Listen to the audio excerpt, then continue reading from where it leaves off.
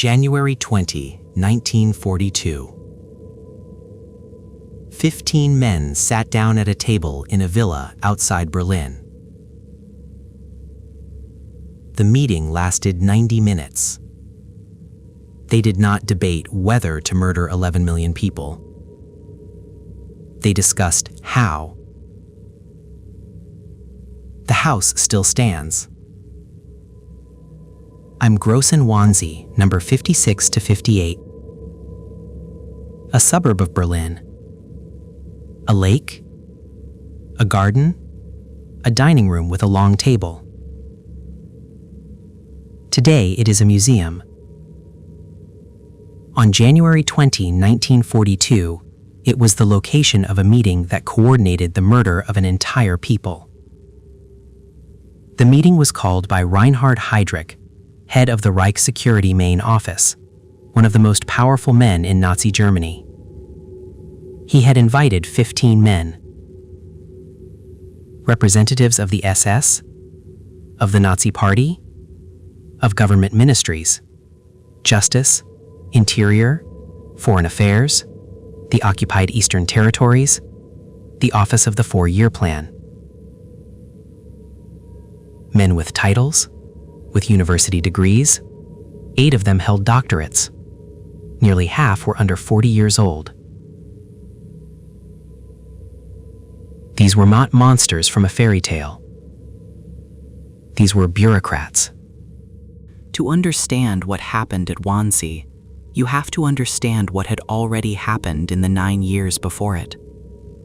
From 1933 onward, the Nazi regime had built a legal framework to exclude Jewish people from German life, step by step, law by law, form by form. Citizenship stripped, property seized, professions forbidden, movement restricted. This was not chaos. This was administration, carried out by civil servants, by lawyers, by accountants, by the ordinary machinery of government turned toward an extraordinary purpose. When Germany invaded Poland in 1939, and then the Soviet Union in 1941, the scale of what was happening changed. In the occupied territories, mobile killing units called Einsatzgruppen followed the advancing army. Their purpose was the mass murder of Jewish civilians. By the time of the Wannsee Conference, these units had already killed approximately 500,000 people. The killing was already happening. Wannsee was not the beginning. Wannsee was the moment the entire apparatus of the German state was formally coordinated to make it total. Heydrich opened the meeting by stating his authority. He had been appointed by the Reich Marshal as plenipotentiary for the preparation of the final solution of the European Jewish question. He then outlined the scope of what was being planned. 11 million people. Not just in German-occupied territory. 11 million Jewish people across Europe, including in countries Germany had not yet conquered. Ireland, England, Sweden, Switzerland. Countries that were still free. He had already counted them. The document that emerged from this meeting is known as the Wannsee Protocol. It never uses the word murder. It speaks of evacuation to the east, special treatment, final solution, natural reduction. Every person in that room understood exactly what those words meant. Adolf Eichmann, who compiled the minutes, later testified that the language had been deliberately sanitized, that what was said at the table was considerably more direct than what appeared in the document.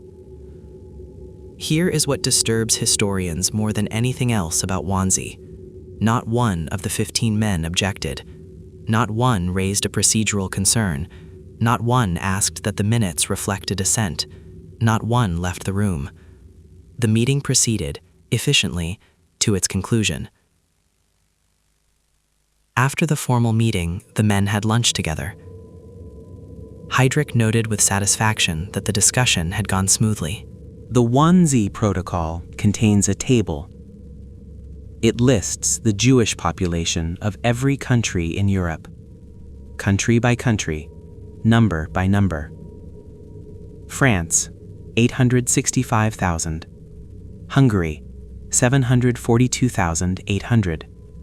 Romania, 342,000. Greece, 69,600. Norway, 1,300. Each number, a community. Each number, people. The table ends with a total. 11 million. The language of the protocol is meticulous, and the gap between the language used and what the language described is one of the most disturbing things in any document produced in the 20th century. Natural reduction described working people to death, and then killing those who survived the work. Special treatment was the bureaucratic term for execution. Evacuation to the east was deportation to extermination camps. 30 copies of the protocol were made. As Germany began to lose the war, the copies were destroyed. All but one. Copy number 16 was found in 1947, buried in a filing cabinet in a Foreign Office archive. It was discovered by accident by an American researcher preparing evidence for the Nuremberg trials.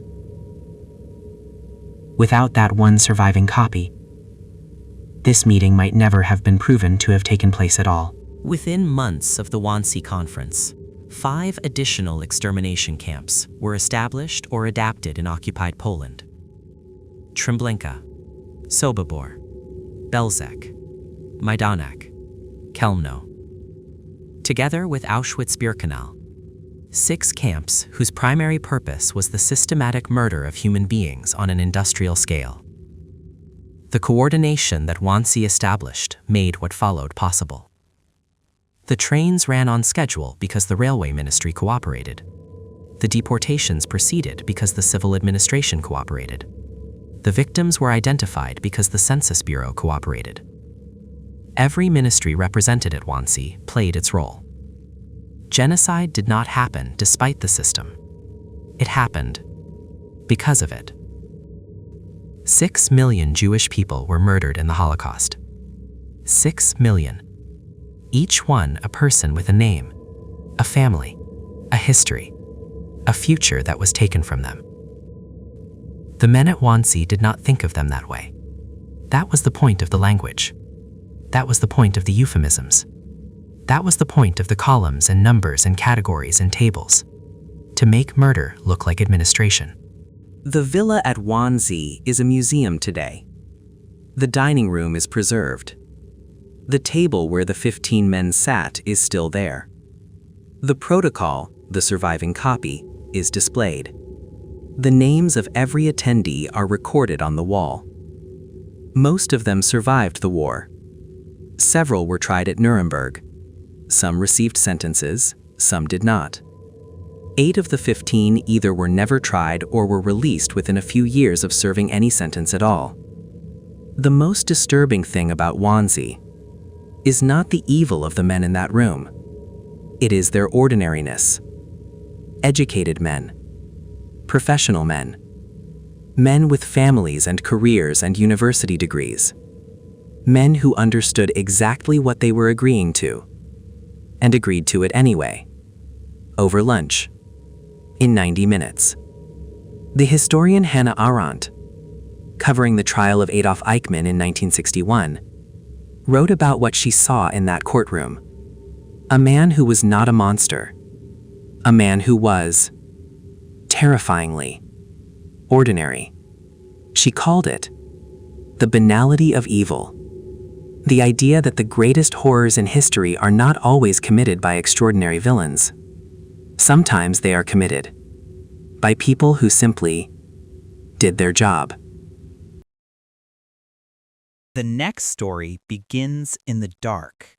Subscribe to uncover it.